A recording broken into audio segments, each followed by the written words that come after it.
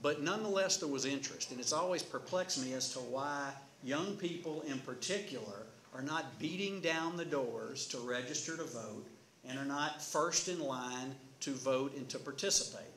I'm happy to tell you that I think that trend is changing some.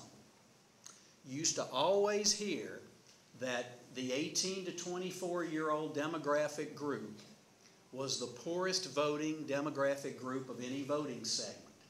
I think that is probably still true.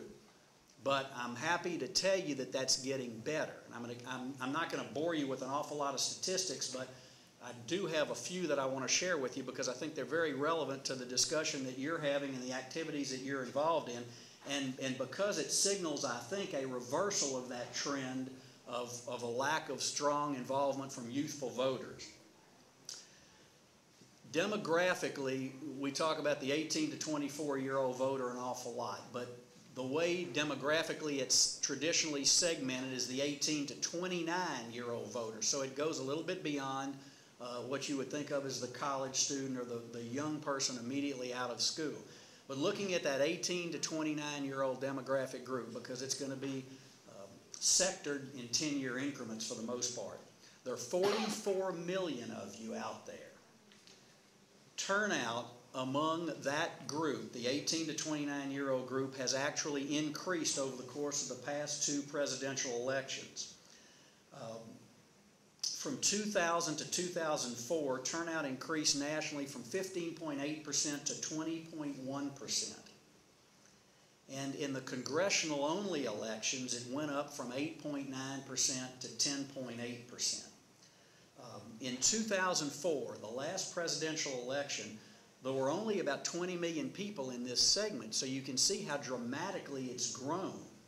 And the number of registered voters in that age group rivaled the number of registered voters in the 65 and older group, which is traditionally thought of as being a very high participation group. So my plea to you, my request and my suggestion is not only that you take advantage of your right to vote and your opportunity to participate in the political process, but that you also recommit yourself to this state and commit yourself to the notion of staying here if possible and investing your future in your state. There's an unprecedented opportunity for your generation to make the kind of changes that many of us have been talking about making in Louisiana for a number of years. So you've got a great opportunity to do that. So I thank you for your interest in this process. I encourage you to be involved in Louisiana politics and in Louisiana government, either as volunteers or by seeking employment in that area. And I promise you there are going to be great things in store for you if you do that.